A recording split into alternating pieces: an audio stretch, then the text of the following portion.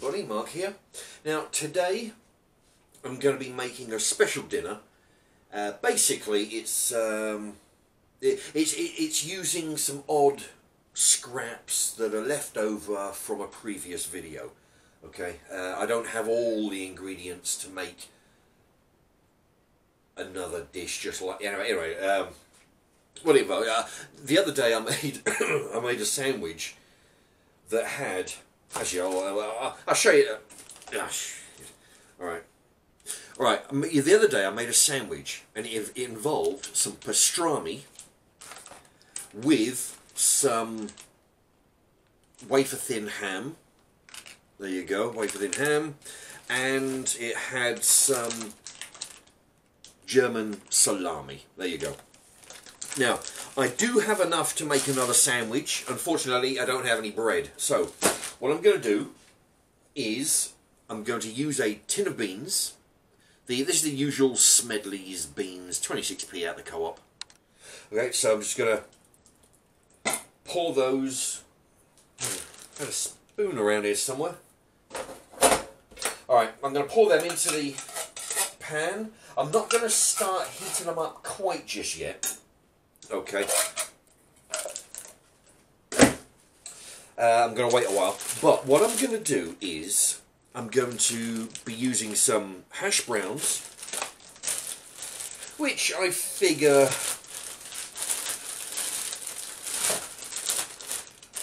about, let's see, 4 ought to do it. Okay, 4 hash browns. Okay, the packet says to put these on 200 for about 15 to 18 minutes. Okay, so we'll call that 19 minutes.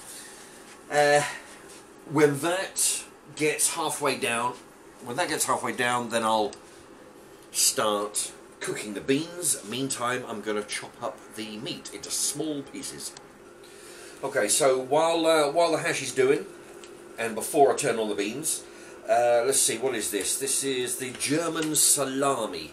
I've got 1, 2, 3, 4, 5, 6 slices. 6 slices. So, I'll, actually, I don't want these to be stuck together too much. It's a bit of a bummer. I'm going to have to cut them up individually. That's fine though. Okay, just cut them into strips, cut them into crossways. Okay, so they're all. So what I'm going to do is make them all little tiny squares like this. Okay. All right, I'm going to go ahead and do that. Right, that's the salami done. Now it's time for the. What is this? Thin Brunswick ham slices. There we go. Now this one I've got less of. I've only got, what have I got? 1, 2 I think. 2 slices, but that's good. Alright. Let's see. What I think I'll do here is I'm going to roll this up.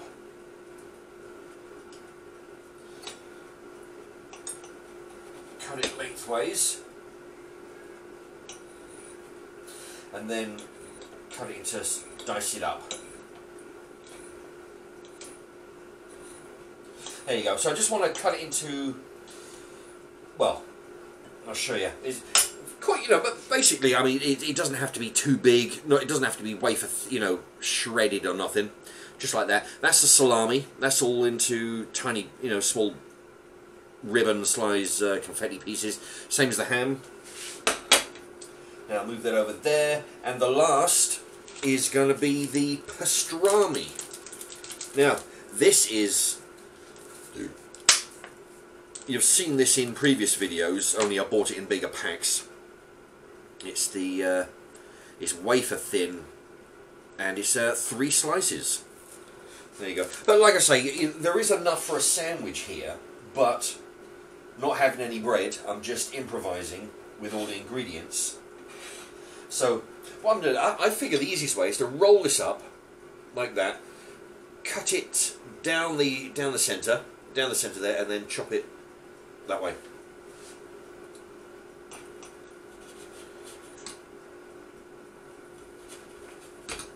There you go, turn it sideways. There you go, that's how we do it. And cut it into tiny pieces.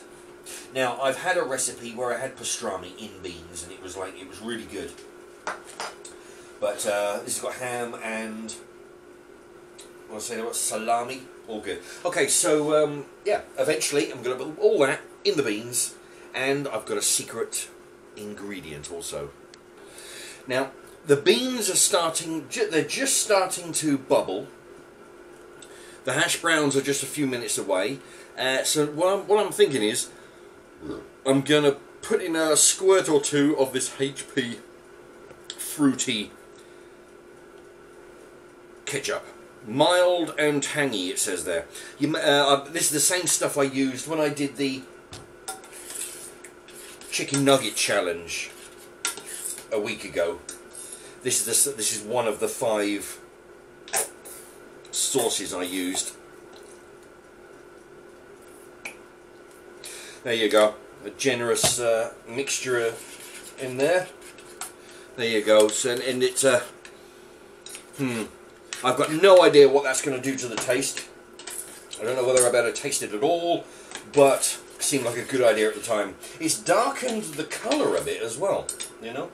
It's on 10 out of 12. I'm going to put it up to 11. From 10 to 11 out of 12 on the heat. I want it to start getting really hot now. Yeah, I can smell that sauce cooking in the beans. Alright, now it's time for the meat. Just pour all that in. Now the beans are bubbling away, so I'm going to turn them down now. I tell you, this really thickens up the dish here. Oh, right, that's the hash browns. They might, I don't think, they might need a few more minutes. I'm going to turn it down to 7, just to have it simmering away. I don't want it to go too crazy. Okay, I'm going to check on the hash browns.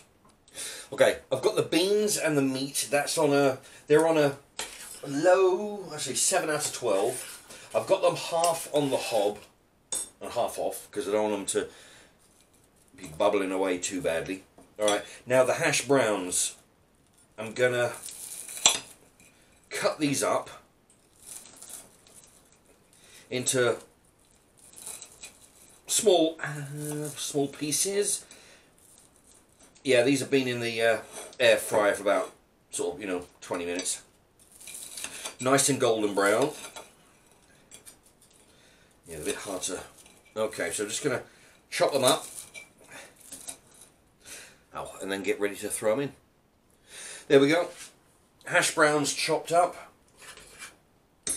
They're ready to go into the mix.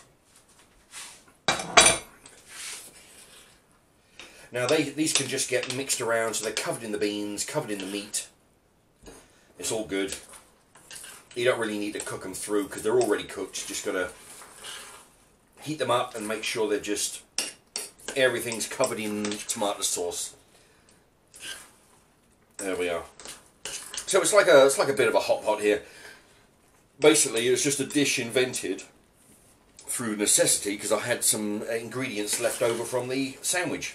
3 different types of meat, and I needed something to bulk it up, so beans and hash browns. I was thinking about putting onion rings in there, but I thought hash browns would work better.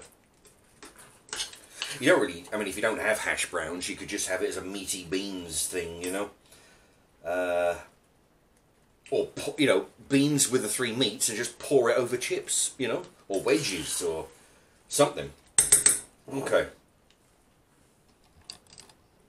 There we go. Right, I'm gonna plate this up.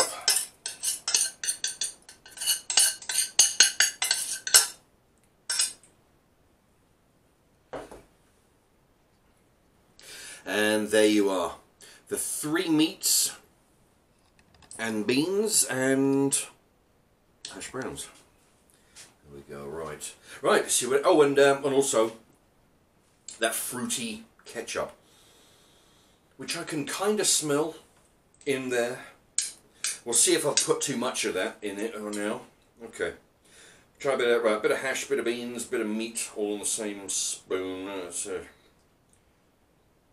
It's hard to tell what meat is what, actually. I can see the, I don't know what that is, salami.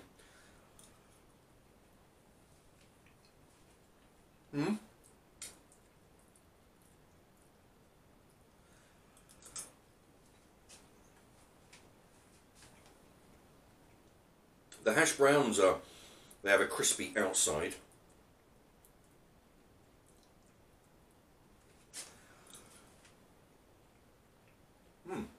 Well, this is actually quite good.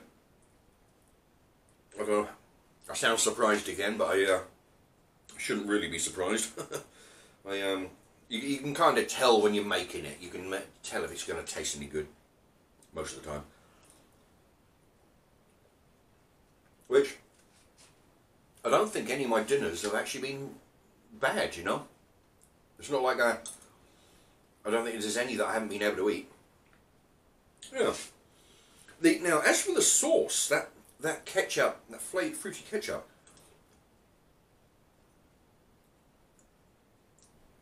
I think there's just about enough, or it could do with slightly less if I could do it again, if I could remember how much I put in here.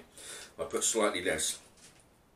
Mainly because it gives off a sweet flavour to the dish, you know.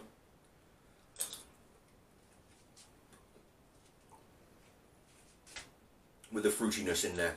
Yeah, it definitely adds a bit of sweet to it. Which is okay, it's just I would have less of it. Yeah, but the three meats work. You know, the trick is to boil the bejesus out of the beans. Just throw it in, and you know, it's all good. Yeah, but if you're looking for